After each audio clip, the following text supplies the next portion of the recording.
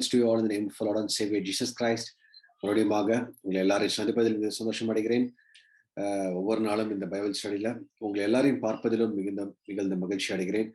கர்த்தருடைய நாமம் மகிமைப்படுவதாக. அவருடைய வருகை மிக சமீபமாக இருக்கிறது.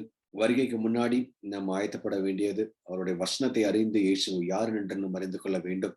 நான் ஏற்கனவே சொன்ன மாதிரி இயேசு நமக்கு யாருன்னு கேட்டீங்கன்னா, இல்லைங்க அவர் நமக்காக மரித்தாருங்க, நமக்காக உயிர் தெழுந்தார்கள், இதெல்லாமே நான் நிறைய பேருக்கு தெரியும்.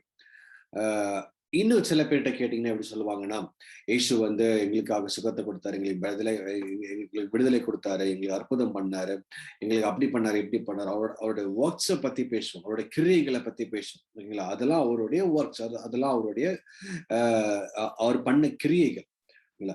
ஆனா அவருடைய இருதயத்தை புரிந்த ஜனங்கள் தான் ஆண்டவருக்கு தேவை. மனவாட்டிங்கிறது சும்மா சாதாரணமா ஏதோ ஹீலிங் மட்டும் வாங்கிட்டோ அல்லது ஏதோ ஒரு பிளெஸிங் மட்டுமோ, என்னோட ஆண்டவர் எனக்கு விடுதலை கொடுத்தாரு, எனக்கு பாவக்கட்டுல இருந்து, அதெல்லாமே நமக்கு தேவை. ஆனா அடுத்த லெவல் ஆஃப் ஒரு ஃபெய்த் லைஃப் ஆண்டவர் எதிர்பார்க்கறது ஆண்டவருக்குள்ள வாழ்றது, அவர் நமக்குள்ள வாழ்றது, இல்லைங்களா? அதுதான் எதுவுமே எதிர்பார்க்காத ஒரு வாழ்க்கை, செல்ஃப்லெஸ் லைஃப். அதாவது இந்த பூமியில எனக்கு அது நடந்தா நல்லா இருக்கும், இது ஆண்டவர் பண்ணா நல்லா இருக்கும், அதெல்லாமே நம்ம சுயமாக நம்ம கேட்டுட்டு இருப்போம். ஆரம்ப நாட்கள்ல கிறிஸ்துவுக்குள்ள வளரும் பொழுது அதெல்லாமே கேட்கறது நல்லது, இல்லைங்களா? ஆண்டவர் இந்த ஒர்க்ஸ் எதுக்கு வச்சிருக்கிறாருன்னா, சபைக்குள்ள மட்டும் கிடையாது, வெளியில தான் அதிகமாக ஆண்டவர் வச்சிருந்தாரு. ஏன்னா அவர் வெளியில சுத்தி தெரியும் போதுதான் இந்த அற்புதங்கள் அடையாளங்களை செஞ்சது நிமித்தம் அவர்கள் எல்லாரும் சபைக்குள்ள வந்தாங்க. வந்ததுக்கு அப்புறமும் நம்ம இன்னும் அதே மட்டும் எதிர்பார்த்துட்டு இருக்க கூடாது, அதுக்கு அடுத்த லெவல் போகணும். அவருடைய இருதய துடிப்பை அறிந்து கொள்ள வேண்டும், அவருக்குள்ளாக நாம் நிலைத்து நிற்க வேண்டும், அவர் யாருன்னு என்று தெரிந்து கொள்ள வேண்டும், அவருடைய கேரக்டர் என்ன, அவருடைய குணாதிசயங்கள் என்ன, அவர் என்கிட்ட என்ன எதிர்பார்க்கிறார், அதுதான் நம்மளுடைய முக்கியமான ரோலா இருக்கணும். That is how we grow in the Christian life, that is how we grow in the faith life. Faith லைஃப்ங்கிறது ஏதோ ஒரு மிராக்கிள் ரிசீவ் பண்றது மட்டும் ஃபெய்த் லைஃப் கிடையாது. ஏதோ நான் ஜோம் பண்ணி இன்னும் 2 பேருக்கு அற்புதம் நடந்திருக்கு, அது ஒரு ஃபெய்த் லைஃப் கிடையாது. கிறிஸ்துவோட வாழ்வது, கிறிஸ்துவுக்காக வாழ்வது, அவர் சொல்றதை செய்வது. அவர் சொல்றதை பார்த்தீங்கன்னா மனுஷனோட நமக்கு சிந்திக்கிறதுக்கு நேர் ஆப்போசிட்டா சில நேரத்துல இருக்கும். அதை நம்ம விசுவாசத்தோட செய்யும் பொழுதுதான் உண்மையான ஃபெய்த், அந்த உண்மையான life, then God's abundant grace shall be upon us. Hallelujah. So இதுதான் ஆண்டவர் நம்ம கிட்ட இந்த கடைசி நாட்களில் எதிர்பார்த்துட்டு இருக்கார். மனவாட்டிகளும் அதுதான் தேவை. மனவாட்டிகளும் தேவன் விரும்புகிற காரியத்தை செய்ய வேண்டும்.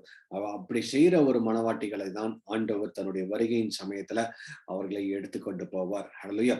இந்த பைபிள் ஸ்டடியிலும் ஏதோ நமக்கு என்ன நன்மை கிடைக்குங்கிற போக்கஸ் இல்லாம இயேசுவை அறிந்து கொள்ள வேண்டும். இயேசு யாரு? அதனாலதான் Jesus in every book of the Bible இந்த டாபிக் பல மாதங்களாக நம்ம கொடுத்துட்டு இருக்கிறார். இந்த டாபிக் மூலமாக இயேசுவை அறிந்து கொள்ள வேண்டும். ஏதோ என்னோட வாழ்க்கையில என்ன நன்மை கிடைக்கும், இயேசு என்னோட வாழ்க்கையில என்ன செய்வாரு, அதை மட்டுமே நம்ம ஃபோக்கஸ் பண்ணிட்டு இன்னைக்கு நிறைய Christian life it has become a selfish life. இல்லைங்களா? எனக்கு மட்டும் இயேசு இருந்தா போதும், எனக்கு பண்ணிட்டா போதும், அதுக்கப்புறம் பார்த்துக்கலாம், அதுக்கப்புறம் ஏதாவது தேவைங்கிற வரும்போது அவரை பார்த்துக்கணும். தேவைங்கிறது வரும்போது ஆண்டவரை தேடுறது உண்மையான அன்பு கிடையாது, உண்மையான ரிலேஷன்ஷிப்ல கிடையாது. ஏதோ கடமைக்கு நம்ம ஆண்டவரை வச்சுட்டு இருக்கிற மாதிரி தான் நம்ம வச்சிருப்போம். அப்ப ஆண்டவரை முழு இருதயத்தோட நம்ம தேடணும்னா அவரை நாம் அறிந்து கொள்ள வேண்டும். அப்பொழுதுதான் முழு இருதயத்தோட அவரை நேசிக்க முடியும், அவருக்குள்ளாக நம்மளால வாழ முடியும். சோ கர்த்தர் தாமே உங்களை வழிநடத்துவாராக. இன்னைக்கு நம்ம இந்த Jesus in every book of the Bible இந்த சீரீஸ்ல புக் ஆஃப் எசேக்கியேல பார்த்துக்கிட்டு இருக்கோம். நம்ம நேற்றுக்கு அந்த இன்ட்ரோலாம் பார்த்தோம். எசேக்கியேல் he was prophesying in the பேபிலோன்ல தான் அவர் தீர்க்கதரிசனம் உரைச்சிட்டு இருக்கிறாரு. எரேமியா எருசலேம்லயும், இவரை ஆண்டவர் பேபிலோன்லயும் பயன்படுத்த. பேபிலோன்ல எதுக்கு போனாங்கன்னா, இவங்க அகதிகளாக மாட்டிட்டாங்க, எக்ஸைலாக போயிட்டாங்க. அதுல எசேக்கியேலும் ஒருத்தர். எசேக்கியேல் has a many supernatural encounters with God. ஓகேங்களா? உயிர் தெழுந்தல் இயேசுவை எப்படி பார்த்தாருன்னு சொல்லிட்டு நம்ம நேற்றுக்கு பார்த்தோம். the resurrected Jesus, the glorified Jesus. ஓகேங்களா? யோவான் பார்த்த காலத்துல ஆண்டவர் ஏற்கனவே ரிசரக்ட் ஆகி மேல பெய்யாச்சு, ஓகேங்களா? சோ அப்ப அவர் பார்த்தது ஒரு என்ன சொல்றது, ஒரு நமக்கு ஒரு அண்டர்ஸ்டாண்டிங் இருக்காங்க. பரவாயில்ல, ஏற்கனவே அவர் குளோரிஃபைட் பாடி, அவர் குளோரிஃபைல தான் இருக்கிறாரு, மகிமையில தான் இருக்கிறாரு. அதனால யோவான், அதாவது அப்போஸ்டல் ஜான் பார்த்தது இட்ஸ் குட் அண்ட் வேலிட். ஆனா இவரு பாருங்களேன், ஆண்டவர் இட்ஸ் ஆல்மோஸ்ட் லைக் ஆண்டவர் எந்த நேரத்திலையும் எப்படி வேணாலும் எந்த தன்மையாகவும் அவரால் வெளிப்படுத்த முடியும், சரிங்களா? அப்பதான் எசேக்கியேல அந்த குளோரிஃபைட் ஜீசஸ் எப்படி இருப்பாருன்னு சொல்லிட்டு தான் அங்க காமிக்கிறாங்க. ஓகேங்களா? அவர் அவர் அவர் எப்பேற்பட்டவர், அவர் மனுஷ சாயலுக்கு ஒப்பா இருந்தாருன்னு சொல்லி போட்டிருந்தது. அப்போ அந்த மனுஷ சாயலுக்கு ஒப்பா இருக்கிற போது நம்ம ஈஸியா கண்டுபிடிச்சிடலாம். It's all talking about Jesus. ஏன்னா அவர் தான் மனுஷ சாயலுக்கு ஒப்பாக பூமிக்கு வந்தார். அதாவது இந்த மனுஷனுடைய ரூபம் எடுத்து இதுதான் இந்த இந்த இந்த பூமிக்கு வந்தார். ஸோ இது எல்லாமே நம்ம நேத்திக்கு நம்ம பார்த்தோம். எப்படி அவர் ஜீசஸை என்கவுண்டர் பண்ணாருன்னு சொல்லிட்டு நம்ம நேத்திக்கு பார்க்க ஆண்டவர் நமக்கு கிருபை கொடுத்தார். இன்னைக்கும் நம்ம சில காரியங்கள் பார்க்கலாம். நிறைய இடத்துல எசேக்கியேல் ஜீசஸ் என்கவுண்டர் பண்ணியிருக்காங்க. ஆனா இன்னைக்கு நம்ம சில இடங்கள்ல மட்டும்தான் நம்ம பார்க்க போறோம். எசேக்கியேல் எங்கெங்கெல்லாம் வேற எங்கெல்லாம் அவர் என்கவுண்டர் பண்ணான்னு பார்க்கலாம். நான் உங்களுக்கு புக் ஆஃப் எசேக்கியேல ஷேர் பண்றேன். ஓகே, இன்னொரு இடத்துல பாத்தீங்கன்னா எசேக்கியேல் 36 அதிகாரம் ஒரு 2 வசனத்தை நான் வாசிக்கிறேன் பாருங்களேன். எசேக்கியேல் 36 ஓகே 24ல இருந்து 26 24 26 பாத்தீங்கன்னா, for I will take you from among the nations, gathered you out of all countries and bring you into your own land. Okay, இது நம்ம யோசிக்கலாம், ஏற்கனவே நடந்து முடிஞ்சதுதான் பேசிட்டாங்களான்னு. நோ, திருப்பியும் ஆண்டவர் கொண்டு வரும். ஏன்னா அவங்க அகதிகள்ல இருக்கிறாங்க. இது நம்ம 2 விதமான மீனிங்ல பார்க்கலாம். ஒன்னு இந்த எசேக்கியேல் டேனியல் இவங்களோட டைம் லைனுக்கு அப்புறம் திருப்பி ஆண்டவர் உங்களை ரெஸ்டோர் பண்ணி ஒரு தடவை கொண்டு வருவாரு. அப்பமும் இது இருக்கலாம். அல்லது the final restoration of Israel. 2 விதமான வெளிப்பாடுகளும் இதுல நம்ம பார்க்க முடியும். ஃபைனல் ரெஸ்டோரேஷன்னா இப்போ நம்ம ஒரு ஒரு ஒரு லேண்ட், அதாவது இந்த லேண்ட் ஆஃப் லிவிங், அதாவது இஸ்ரேல்ங்கிற லேண்ட்ல அவங்க வாழ்ந்துகிட்டு இருக்கிறாங்கன்னு வச்சுக்கோங்களேன். இனி கடைசி காலத்துல வரும் பொழுது இயேசு கிறிஸ்து அவருடைய ஆட்சியில அங்க ஒரு பெர்ஃபெக்ட் லிவிங்ல உள்ளால வருவாங்க. ஏன் நான் அந்த மீனிங் தான் இங்க இருக்குன்னு நான் இங்க கொண்டு வரேன்னா, 26வது வசனத்துல பாருங்களேன். நான் உங்களுக்கு தமிழ்லையும் வாசிக்கிறேன், 24ல உங்களுக்கு தமிழ்ல வாசிக்கிறேன். நான் உங்களை புறஜாதிகளிடத்திலிருந்து அழைத்து உங்களை சகல தேசத்திலும் இருந்து சேர்த்து உங்கள் சுயதேசத்திற்கு உங்களை கொண்டு வருவேன். இவங்க எல்லாம் வெளியில சிதறடிக்கப்பட்டிருக்கிறாங்க, வெளியில துரத்தப்பட்டிருக்கிறாங்க. திருப்பியும் ரெஸ்டோர் பண்ணுவாங்க. எசேக்கியேலுக்கு அதுக்கப்புறம் உள்ள காலகட்டத்திலையும் ஒருத்தர் ரெஸ்டோர் பண்ணாங்க. ஜீசஸ் வந்திருக்கும் பொழுது அவங்க ரெஸ்டோர் ஆகி தான் இஸ்ரேல் தேசத்துல இருந்தாங்க. அதுக்கப்புறம் ஜீசஸோடைய ஃபர்ஸ்ட் கமிங் முடிஞ்சதுக்கு அப்புறம் 70 AD-ல they have been scattered everywhere. இஸ்ரேல்ங்கிற ஒரு லேண்ட், இஸ்ரேல்ங்கிற ஒரு மேப், அதாவது தேசம் மேப்ல இல்லாத லெவலுக்கு போயிடுச்சு. அப்போ it was completely scattered by God's abundant grace. அவருடைய வருகைக்கு முன்னாடி அந்த தேசம், அதாவது அங்க அந்த அத்திமரம் துளிர் விடுறத போல அவர்கள் துளிர் விடுவார்கள் போட்டிருக்கு. அந்த அத்திமரம் ரெப்ரசன்ஸ் இஸ்ரேல். அதே போலதான் அவர்களும் துளிர் விட்டார்கள் 1948ல. ஆஃப்டர் அப்ராக்சிமேட்லி 2000 இயர்ஸ் கழிச்சு திருப்பி இஸ்ரேலுங்கிற ஒரு தேசம் ஃபார்ம் ஆச்சு. ஃபார்ம் ஆகியும் இன்னும் பாருங்களேன், அவங்க அந்த லிவிங் வாட்டரை அவங்க ரியலைஸ் பண்ணல. இது 24வது வசனத்துல வச்சு ஃபார்ம் ஆயிடுச்சுன்னு பாத்துக்கலாம். 24வது வசனம் ஏற்கனவே நடந்து முடிஞ்சிருச்சுன்னு வச்சுக்கோங்க. திருப்பி ஆண்டவர் அவங்களை கேதர் பண்ணிட்டார், ஒரு கண்ட்ரிக்குள்ள திருப்பி அவங்களை கொண்டு வந்துட்டார். 1948ல இப்ப நடந்திருக்கு. ஓகேங்களா? 26வது வசனங்கள then I will sprinkle clean water on you and you shall be clean. I will cleanse you from all your filthiness and from all your idols. இங்க பாத்தீங்கன்னா 25வது வாசிக்கிறோம், 25லயும் வாசிக்கிறோம். அப்பொழுது நான் உங்கள் மேல் சுத்தமான ஜலம் தெளிப்பேன், நான் உங்களுடைய எல்லா அசுத்தங்களையும் உங்களுடைய எல்லா நரகலான விக்கிரங்களையும் நீக்கி உங்களை சுத்தமாக்குவேன், நீங்கள் சுத்தமாவீர்கள். ஹல்லேலூயா. அப்போ இந்த இடத்துல பாத்தீங்கன்னா 24வது வசனம் ரெஸ்டோர் ஆயிருக்கிறாங்க. சரிங்களா? 24வது வசனத்துல இவங்க ரெஸ்டோர் ஆயிட்டாங்க. ஆனா 25வது வசனத்துல பாத்தீங்கன்னா 25வது பாத்தீங்கன்னா அவங்கள ஆண்டவர் சுத்திகரிச்ச மாதிரி இன்னும் தெரியல. சுத்திகரிக்கிறதுனா என்ன? சும்மா தண்ணி தெளிக்கிறதா இல்ல. இயேசுவை ஏற்றுக்கொண்டு இயேசுவின் இரத்தத்தாலும் அவருடைய ஜீவ நதியினாலும் இவர்கள் சுத்திகரிக்கப்பட வேண்டும். இன்னும் அவர்கள் இயேசுவை ஏற்றுக்கொள்ளவில்லை. யாரு? இஸ்ரேல் ஜனங்கள் இன்னும் இயேசுவை ஏற்றுக்கொள்ளல. இன்னும் அவங்க புறஜாதியாராக வாழ்ந்து கொண்டிருக்கிறாங்க. புறஜாதியார் அல்ல, இயேசுவை விசுவாசிக்காம பழைய ஏற்பாட்டு உள்ள கிறிஸ்தவர்கள் மாதிரிதான் வாழ்ந்து கொண்டிருக்கிறாங்க. இன்னும் அவங்களுக்கு பிரமாணம் தான் முக்கியமா இருந்தது. மேசியா வருவார் இன்னும் காத்துக்கிட்டு இருக்கிறாங்க. ஆனா இயேசு கிறிஸ்து ஏற்கனவே ஒரு தடவை திருப்பி 2வது வருகின்ற காலகட்டத்துக்குள்ள நம்ம வந்தாச்சு. வேதத்தையும் அவங்களுக்கு பாதிதான் விசுவாசிக்கிறாங்களா, முழுமையா விசுவாசிக்கல. இன்னும் அவங்க கழுவப்படலை. யார் மூலமா கழுவப்பட முடியும்? இயேசுவின் மூலமாக மட்டும்தான் கழுவப்பட முடியும். பழைய ஏற்பாட்டு காலத்தின்படி ஒரு மாட்டோட ரத்தத்தாலேயோ தெளித்தோ அல்லது அங்க பிரதான ஆசிரியரை கூப்பிட்டு அவர் மூலமாக ஸ்பிரிங்கிள் பண்ணி அதன் மூலமாக சுத்திகரிப்பு இந்த காலம் செல்லுபடியாகாது. இயேசுவின் ரத்தத்தால் மட்டும்தான் ஒவ்வொருத்தரும் பரிசுத்தமாக முடியும். இந்த சம்பவம் 25வது வசனத்தில் உள்ள சம்பவம் இன்னும் உங்களோட வாழ்க்கையில நிறைவேறல. நல்லா பாத்தீங்கன்னா, then I will sprinkle clean water on you and you shall be clean. I will cleanse you from all your filthiness and from all your idols. இது எப்ப நடக்கும்? இந்த ஒண்ணு ஃபில்தினஸ் வந்து நம்ம பண்ற பாவங்கள், தப்பிதங்கள், மோசமான காரியங்கள், கேவலமான காரியங்கள் இது எல்லாத்தையும் உங்களுக்கு கிளென்ஸ் பண்ணுவேங்கிறாரு. அதுக்கப்புறம் ஃப்ரம் ஆல் யுவர் ஐடல்ஸும் போட்டிருக்கு. இது ஆக்சுவலா எப்ப நடக்குதுன்னா 1000 வருஷம் நடக்க வேண்டிய சம்பவங்கள். சரிங்களா? அப்போ தான் இஸ்ரேல் ஜனங்களும் சரி, புறஜாதியார் இன்னைக்கு புறஜாதியார் வந்து ஆண்டவரை ஏற்றுக்கொண்டாலும் we could see millions of idols all around. எல்லா இடத்துலயும் அந்த ஐடலை நம்மளால பார்க்க முடியுது. சரிங்களா? நம்ம திரும்புற இடம் எல்லாமே விக்கிரகங்கள் இருக்கிற காலகட்டத்துல தான் வாழ்ந்து கொண்டிருக்கிறோம். இதையெல்லாம் எப்ப கிளென்ஸ் பண்ணுவாருன்னா the filthiness and from all your idols இதுல இருந்து ஆண்டவர் எப்போ விடுதலை ஆப்பாருன்னா இந்த சபை எடுத்துக்கொள்ளப்பட்டு 7 வருஷம் உபத்திரவ காலத்துல சில சில யூத ஜனங்களை ஆண்டவர் ரட்சித்து 1000 வருஷம் சாட்சிகளை கொண்டு வருவார். அப்போதுதான் ஒரு மெய்யான விடுதலை உங்களுக்கு கிடைக்கும். அந்த மெய்யான விடுதலை எங்க இருந்து? அவங்களுடைய பாவத்துல இருந்தும் விக்கிரகத்துல இருந்தும். இந்த 2 மெய்யான விடுதலை நமக்கு வேணும். சரிங்களா? இன்னைக்கு நீங்களும் நானும் கிறிஸ்துவை ஏற்றுக்கொண்டிருக்கிறோம். 2 பேருக்கும் இந்த விடுதலை நமக்கு கிடைச்சிருக்கு. ஒண்ணு பாவத்துல இருந்தும், இன்னொன்னு விக்கிரகத்துல இருந்தும். இந்த 2 விடுதலை மூலமாக தான் இயேசுவை நம்மளால அறிந்து கொள்ள முடியும். ஆனா இஸ்ரேல் ஜனங்கள் அவங்க இன்னும் அவங்க அந்த பாவத்துல இருந்து விடுதலை அடையறதுக்காக நியாயப்பிரமாணத்துல போட்டிருக்கிற காரியங்கள் செஞ்சுக்கிட்டு இருப்பாங்க. அதாவது very few people they came to Christ, they accepted Christ and they came along with Christ. But most of the people they still believe in the Old Testament law. They still do the prayers. They still have their faith in the Old Testament concept. அதனாலதான் அவங்களுடைய பாவம் சுத்திகரிக்கப்பட முடியாது. என்னதான் அவங்களுக்கு வந்து பலியிட்டு என்னதான் அவங்களுக்கு வந்து காரியங்கள் செஞ்சாலும் they cannot be cleansed. ஓகேங்களா? பழைய ஏற்பாட்டில் உள்ள சூழ்நிலைகளை இப்ப கொண்டு வந்து அதன் மூலமாக சுத்திகரிப்பு பட முடியாது. இயேசுவால மட்டும்தான் சுத்திகரிப்பு உண்டு. இயேசுவை என்னைக்கு அவங்க ஏற்றுக்கொள்றார்களோ அப்பந்தான் அந்த ஃபில்தினஸ்ல இருந்து அவங்களால விடுதலை பெற முடியும். பிளஸ் எல்லா ஐடல்ஸும் எப்ப நம்மளே அதுல இருந்து ஒரு விடுதலை ஆக்குவார்னா 1000 வருஷ சாட்சியில தான் the land, this earth will be pure from all the idols or the impurities.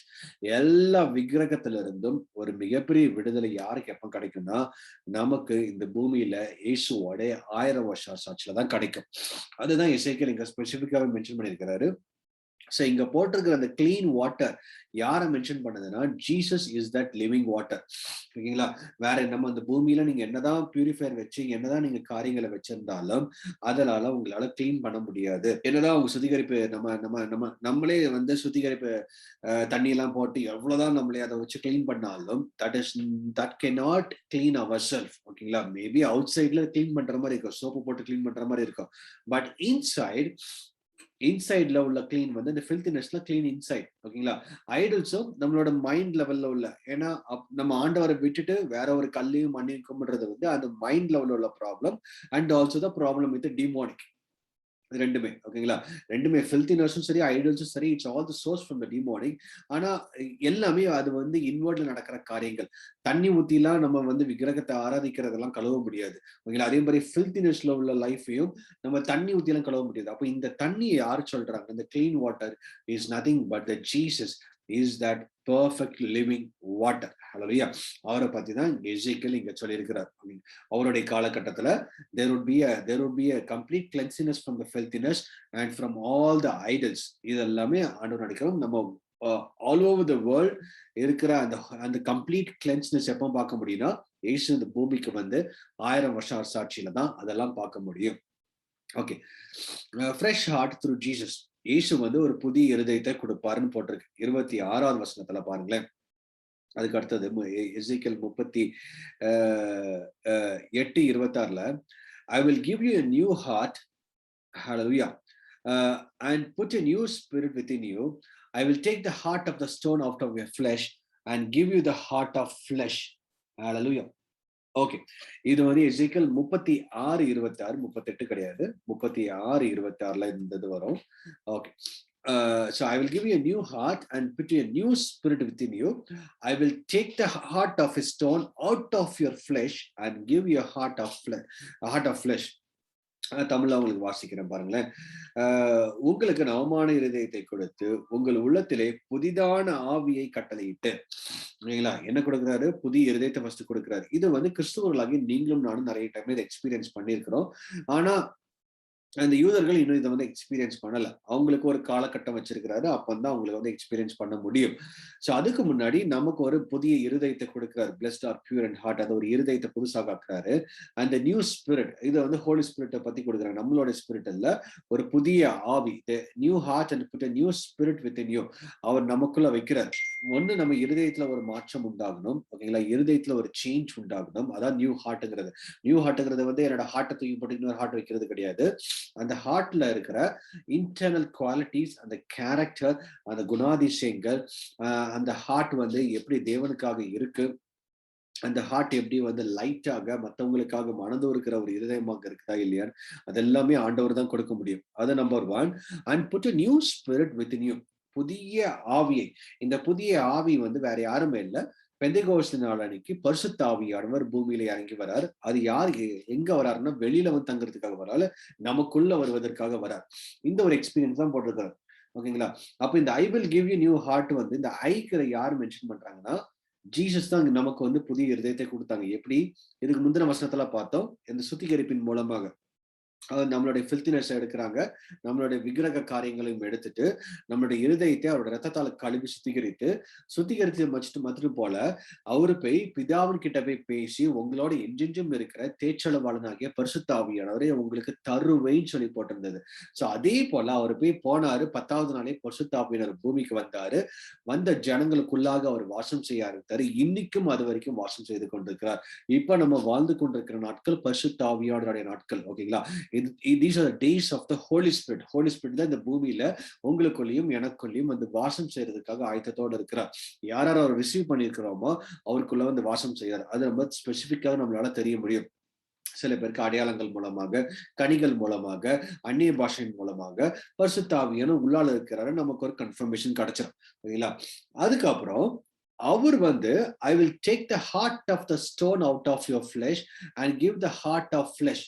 கல்லான இருதயத்தை வந்து வெளியில எடுத்து போட்டு, சில பேருக்கு வந்து இருதயம் ரொம்ப கல்லான இருதயம்னா ஹார்ட் வந்து ரொம்ப ஹார்டா இருக்கிறது கிடையாது. ஹார்ட் வந்து அதாவது நம்ம வந்து மனது உருகிற ஒரு அந்த கம்பேஷனேட் ஹார்ட் அப்படின்னு சொல்லுவாங்க, சரிங்களா. எதை பார்த்தாலும் மற்றவங்களுக்காக ஏதாவது செய்யணும், மற்றவங்களை வந்து நேசிக்கிறதுக்கு, மற்றவங்களை வந்து தேவனுக்குள்ள கொண்டு வரதுக்கு, மற்றவங்களை வந்து தேவன் அதாவது நம்ம வந்து முழு இருதயத்தோட நேசிப்பதற்காக நமக்கு இருக்கிற அந்த பிளாக், அந்த ஸ்டோன், அந்த கல்லான இருதயத்தை ஆண்டவர் ரிமூவ் பண்ணிட்டு ஒரு நல்ல ஒரு ஃப்ரெஷ் ஹார்ட், அந்த சரியான இருதயத்தை, அதாவது அந்த ஒரு கம்பேஷனேட் ஹார்ட், இது யாரு கொடுக்கறதுனா இயேசு கிறிஸ்து தான் இங்க மென்ஷன் பண்றாங்க. இந்த வந்து ப்ராஃபசிஸ் ஏற்கனவே நடந்து முடிஞ்சதுதான். பட் இருந்தாலும் இதை கொடுத்தது யாரு? நமக்கு புது இருதயத்தை கொடுத்தது இயேசு கிறிஸ்து. நமக்குள்ள புதிய ஆவியை வைத்தது இயேசு கிறிஸ்து. அவர் மூலமாக தான் நம்ம இன்னைக்கு நீங்களும் நானும் அபிஷேகப்பட்டு தேவனுடைய வார்த்தையை கற்றுக்கொண்டிருக்கிறோம். அதன் மூலமாக ஒரு விடுதலை ஆண்டவர் கட்டளையிட்டுக் கொண்டிருக்கிறார். சோ இதுல போட்டுக்கிற காரியங்கள் the fresh heart through Jesus Christ. இயேசுதான் நமக்கு புதிய இருதயத்தையும் புதிய ஆவியும், அதாவது தேச்சளவாளனாகிய பரிசுத்த ஆவியானவரும் நமக்குள்ள வரும்படியாக நமக்கு கொடுக்கப்பட்டிருக்கிறார். அடுத்தது his spirit, ஓகேங்களா. I will put my spirit within you and cause you to walk in my statutes and you will keep my judgments and do them. ஓகேங்களா. ஏற்கனவே சொன்ன மாதிரி இதுல நீங்க நல்லா பாத்தீங்கன்னா இந்த put a new spirit within you, இது வந்து ஹியூமன் ஸ்பிரிட். நான் ஏற்கனவே சொன்ன மாதிரி அது வந்து பரிசுத்த ஆவியினர் வராது. It's a human spirit. இந்த நியூ ஸ்பிரிட், இந்த எஸ் வந்து கேபிட்டல்ல இருக்கு, ஓகேங்களா. அந்த நமக்குள்ள இருக்கிற அந்த மனுஷனுக்குள்ள இருக்கிற ஹியூமன் ஸ்பிரிட், ஓகேங்களா. Holy Spirit is God, human spirit is we what we are. அந்த ஹியூமன் ஸ்பிரிட்டை வந்து ஆண்டவர் ரெனியூ பண்ணணும், அதையும் புதுசாக்கிட்டு I will put my spirit within you and cause you to walk in my statutes and you will keep my judgments and do them. 27வது வசனத்துல உங்கள் உள்ளத்திலே என் ஆவியை வைத்து உங்களை என் கட்டளைகளை நடக்கவும் என் நியாயங்களை கைக்கொள்ளவும் அவைகளின்படி செய்யவும் பண்ணுவேன். நம்ம அவருடைய கட்டளைகளை கீழ்ப்படியணும், அவருடைய நியாயங்களை நம்ம கடைபிடிக்கணும்னா நமக்கு தேவை பரிசுத்த ஆவியானவர். அதுக்கு யார் பண்ணாரு? I will put my spirit. பரிசுத்த ஆவியானவர் நமக்குள்ள வாசம் செய்யும் பொழுது மட்டும்தான் நம்ம தேவனுடைய வசனத்தின்படி நடக்க முடியும். அவருடைய அவருடைய காரியங்களை பத்தி நம்ம தியானிக்க முடியும். அப்பொழுதுதான் நமக்கு ஒரு தெளிவு வர ஆரம்பிக்கும். அப்போ சொன்ன மாதிரி இங்க போட்டிருக்கிற, அதாவது இதுக்கு முந்தின பாயிண்ட்ல போட்டிருக்கிற அந்த ஸ்பிரிட், அந்த new spirit it's the human spirit. அதை தான் ஆண்டவர் ரெனியூ பண்றார். அது எப்படி ரெனியூ பண்ணுவார்னா இந்த ஹோலி ஸ்பிரிட் மூலமாக தான் பண்ண முடியும். ஹோலி ஸ்பிரிட் நமக்குள்ள வந்த உடனே நம்ம எவ்வளவு தூரம் ஹோலி ஸ்பிரிட்டை அலோவ் பண்றோமோ, எவ்வளவு தூரம் நம்ம ஹோலி ஸ்பிரிட்டை டாமினேட் பண்ண வைக்கிறோமோ, human spirit will also change according to his spirit. நம்மளுடைய ஆவியும் பரிசுத்த ஆவியானவரை போல மாற ஆரம்பிச்சிடும். ஒருவேளை உங்களோட ஆவி டாமினேட் பண்ணிட்டு இருந்துச்சுன்னா ஹோலி ஸ்பிரிட் அமைதியா கொஞ்ச நாள் வெயிட் பண்ணிட்டே இருப்பாரு. நம்மளை அவர் ஒர்க் பண்ண விடல, அலோவ் பண்ணல, சேஞ்ச் பண்ண விடல. அவரை நம்ம ஒரு தனியா ஒரு மூளை வச்சிருந்தா நாள் போக்குல he will slowly depart from us. இதுதான் இது ஒரு பெரிய டேஞ்சர். ஓகேங்களா? when the Holy Spirit comes, ask the Holy Spirit to drive you. அவர் தான் உங்களை வழி நடத்தணும், அவர் தான் உங்களை கொண்டு போக முடியும். ஹோலி ஸ்பிரிட் தான் உங்களைய கண்ட்ரோல் பண்ணணும். அதே போல உங்களோட ஆவி பரிசுத்த ஆவியானவரை கண்ட்ரோல் பண்ணிட்டு இருந்துச்சுன்னா then God cannot work in our life. பரிசுத்த ஆவியானவரும் என்னை வழிநடத்த முடியாது. நம்மளும் வசனத்தின்படி நம்ம வழிநடத்தப்பட முடியாது. நம்மளும் நம்ம இஷ்டத்துக்கு வழிநடத்தப்பட ஆரம்பிச்சிடும். பரிசுத்த ஆவியானவர் என்னை வழிநடத்தினார்னா தேவனுடைய வசனத்தின்படி வழி நடத்துவார், அவருடைய நியாய தீர்ப்பின்படி வழி நடத்துவார். இது எல்லாமே யார் கொடுக்குறாங்க? என்னோட புதிய இருதயத்தையும் என்னுடைய புதிய ஆவியையும் அதே போல பரிசுத்த ஆவியானவரும் எனக்குள்ள வைக்கிறது யாருன்னா இயேசு கிறிஸ்து மட்டும்தான். ஹல்லேலூயா. அப்ப அவர் மூலமாக மட்டும்தான் எனக்கு ஒரு விடுதலை கிடைக்குது. இந்த இடத்துல நீங்க பாத்தீங்கன்னா நல்லா நம்ம ரெண்டு இதுல பார்த்திருக்கோம். முதலாவது அந்த living water, it's nothing but Jesus. முதலாவது பார்க்கும்பொழுது Jesus is that living water. அதை நம்ம தெளிவாக நம்ம பார்த்தோம். அவர் மூலமாக தான் சுத்திகரிப்பு. இதுல நீங்க கிளீனா பாத்தீங்கன்னா 24 இருந்து 27 வரைக்கும் ஜீசஸோட அந்த என்டையர் மினிஸ்ட்ரி நம்மளால பார்க்க முடியும். ஓகேங்களா? அவர் என்னென்ன பண்ண வேண்டியது இருந்தது, ஃபர்ஸ்ட் கம்மிங்ல அவர் என்னென்ன பண்ண வேண்டிய ஊழியங்கள் தான் இதுல தெளிவாக போட்டிருக்குது. முதலாவது அதாவது நம்மளை பரிசுத்தப்படுத்தணும், சுத்திகரிக்கப்படணும். அவர் தான் அந்த ஜீவநதி. அவர் யார் விசுவாசிக்கிறோமோ அந்த வற்றாத ஜீவநதியாக நம்மளை சுத்திகரிக்கிறாரு, நம்மளை கழுவுறாரு, நம்மளுடைய ஃபில்தினஸ்ல இருந்து வெளியே கொண்டு வராரு, விக்கிரக ஆராதனையிலிருந்து மீட்டு தேவனை ஆராதிப்பதற்காக ஆண்டவர் கொண்டு வராரு. இதை அவரோட ஃபர்ஸ்ட் கம்மிங்களோட ஃபர்ஸ்ட் செட் ஆஃப் ஒர்க், அவர் பண்ண காரியங்கள். அதுக்கப்புறம் புதிய இருதயத்தை கொடுக்கிறார். ஓகேங்களா? ஒண்ணு அந்த அந்த அந்த விக்கிரகங்களும் ஃபில்தினஸும் மாறிச்சுன்னா நம்ம இருதயத்தை புதுசாக மாத்துறதும் இயேசு கிறிஸ்து. அதுக்கப்புறம் எனக்குள்ள இருக்கிற அந்த ஹியூமன் ஸ்பிரிட்டையும் அவர் மாத்துறாரு. ஓகேங்களா? அதையும் புதுசாக மாத்துறாரு, அதுவும் இயேசு கிறிஸ்து. இதெல்லாம் எப்படி மாற்ற முடியும்? அவருடைய வார்த்தையின் மூலமாகவும் பரிசுத்த ஆவியானவருடைய கிருபையின் மூலமாகவும் தான் மாற்ற முடியும். இது நம்பர் 2. அதுக்கப்புறம் பரிசுத்த ஆவியானவர் ஊற்றப்பட்டிருக்கிறார். ஓகேங்களா? இது எல்லாமே பாத்தீங்கன்னா இயேசு கிறிஸ்து வாழ்ந்த நாட்கள்ல அவரோட ஃபர்ஸ்ட் கம்மிங்ல நிறைவேறின காரியங்கள். இததான் இங்க தெளிவாக போட்டிருக்கு. I will put my spirit within you and cause you to walk in my statutes and you will keep my judgment and to do them. இத நம்ம தெளிவாக நம்ம பார்க்க முடியும். ஓகேங்களா? அடுத்தது எசேக்கியேல் 37:21 இருந்து 28 வரைக்கும் பாத்தீங்கன்னா இது ஆக்சுவலா கொஞ்சம் ஒரு பெரிய இதா இருக்கும் உங்களுக்கு. ஆனா இதோட சாராம்சத்தை உங்களுக்கு நான் சொல்லிடுறேன். இனி வரப்போற ராஜாவை பத்தி இவர் இங்க போட்டிருக்கிறார், ஃபியூச்சர் கிங். ஓகேங்களா?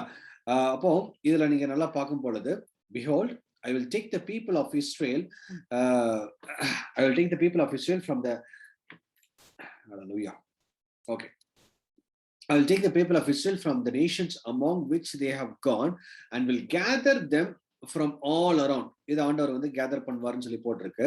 and bring them to their own land. திருப்பி நான் own land கொண்டு வருவேன். and I will make them one nation in the land. அவங்க எல்லாத்தையும் ஒன்னாக்கிடுவார், ஒரே நேஷனா தான் இருக்கும். இப்பெல்லாம் பாத்தீங்கன்னா நிறைய பிரிஞ்சு இருக்கு. பாலஸ்டைன்ஸ் தனியா இருக்காங்க, இஸ்ரேல் தனியா இருக்காங்க, அவங்களுக்கு நிறைய பிரச்சனை இருக்கு. அந்த mountains of Israel and one king shall be king over them all. ஒரு ராஜாவா இருப்பார். அது யாருன்னு பார்க்கலாம். and they shall be no longer two nations. ரெண்டா பிரிஞ்சிருக்காரு. இப்ப நார்தர்ன் கிங்டம், சதர்ன் கிங்டம் எல்லாம் பிரிஞ்சிருக்கலாம். அந்த மாதிரி எதுவுமே இருக்காது. No longer divided into two kingdoms. My servant David shall be king over them. நல்லா பாத்தீங்கன்னா ஏற்கனவே டேவிடோட காலகட்டத்துக்கு அப்புறம் தான் இதை வந்து எழுதியிருக்கிறாரு. சரிங்களா? டேவிட் வந்து இதுக்கு முன்னாடி வாழ்ந்து அவர் இறந்து அவருடைய சந்ததிகள் போயிட்டு இருக்கிற டைம்ல தான் இவர் திருப்பி எழுது திருப்பி டேவிட் வந்து கிங் ஆவார்னு சொல்றாரு. இந்த டேவிட் வந்து கிங் ஆறது வந்து மை செர்வன்ட் டேவிட்ங்கிறது வந்து திருப்பி தாவீது வந்து உயிரோட இருந்துச்சு வந்து வரமாட்டாரு. தாவீதின் கோத்திரத்துல வர ஒரு ராஜா ஒருத்தர் தான் ராஜாவாக வருவார் அப்படின்னு போட்டிருக்கு. சரிங்களா? David shall be the king over them and they shall all have one shepherd. அவர் தான் நமக்கு ஷெப்பர்டாவும் இருப்பாரு. My dwelling place shall be with them and I will be their God and they shall be my people. ஆண்டவர் இங்க வந்து வாசம் செய்யறார். My dwelling place. இது வந்து ரொம்ப பவர்ஃபுல்லான statement about the future king. இரண்டாம் வருகைக்கு அப்புறம் இயேசு ராஜாதி ராஜாவாக பூமியில வந்து ஆளுகை செய்வார்னு சொல்லி போட்டிருக்கிற ஒரு சம்பவம் தான் இது. It's totally talking about the Jesus second coming and the future king வருகின்ற. அப்போ அவர் தான் வந்து இங்க வாசம் செய்யறார். My dwelling place shall be with them and I will be their God and there shall be my people. அப்ப David வந்து காடா இருக்க முடியாது. ஓகேங்களா? My servant David shall be the king over தெம்னா மை செர்வன்ட் அந்த அந்த டேவிடோட வம்ச வழியில பூமிக்குரிய வம்ச வழியில தான். ஆனா but he is from God. அவருடைய கோத்திரம். ஓகேங்களா? And they shall all have one shepherd. My dwelling place shall be with them and I will be their God and they shall be my people. Then the nations will know that I am the Lord who sanctifies Israel when my sanctuary is in their midst forevermore. 1000 வருஷம் Israel தேசத்துக்கு நடுவுல தான் அவர் வந்து வாசம் செய்வார். அங்கதான் வந்து ஆட்சி செய்வார். அங்கதான் ராஜாதி ராஜாவாக பூமிக்கு வரப்போகிறார். அவருடைய ஆளுகை பூமியில வந்து நடக்கும் சொல்லிட்டு இதுல போட்டிருக்கிற எல்லாமே இனி வரப்போகின்ற ராஜா யாருன்னு பாத்தீங்கன்னா ஏசு கிறிஸ்து தான். இரண்டாம் வருகைக்கு அப்புறம் பூமியில அவருடைய டுவெல்லிங் பிளேஸ் இங்கதான் இருக்கும். அவர் தான் தேவனாக நமக்கு இருப்பாரு. ஓகேங்களா?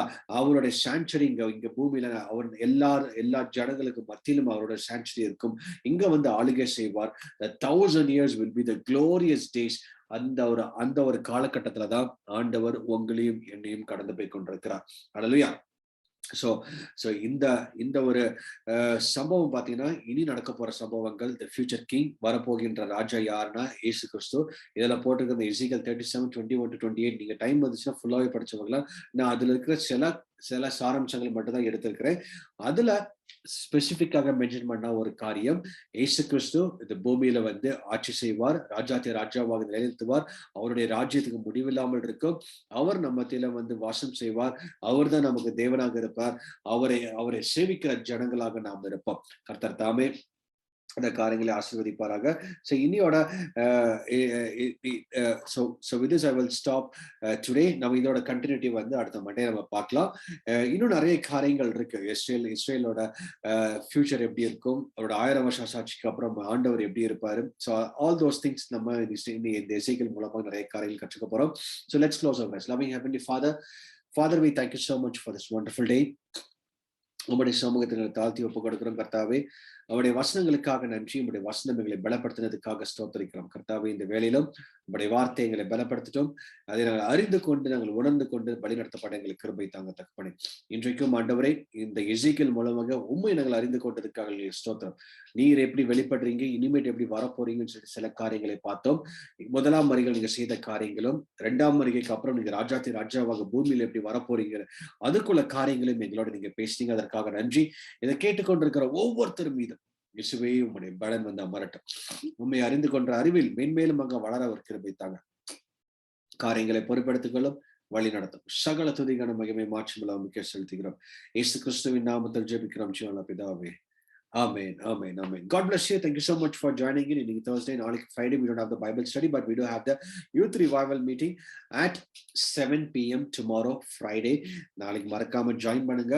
Wonderful topic. இந்த காலத்துக்குள்ள ஒரு பியூட்டிஃபுல் டாபிக் ஆர்டர் கொடுத்திருக்கிறாரு. ஸோ தயவு செஞ்சு வந்து ஜாயின் பண்ணுங்க. இட்ஸ் அவைலபிள் ஒன்லி ஆன் யூடியூப்ல மட்டும்தான் இருக்கும். So I will be sharing the link அந்த டைம்ல நீங்க என்னோட சேனலை நீங்க சப்ஸ்கிரைப் பண்ணலீங்கன்னா ஸோ கைண்ட்லி டூ சப்ஸ்கிரைப். அதன் மூலமாக வருகின்ற ஒவ்வொரு ஸ்டடியிலும் நீங்க பார்ட்டிசிபேட் பண்றதுக்கு உங்களுக்கு வசதியாக இருக்கும். Saturdays we do have the prophetical wake up call from 5 to 6 p.m.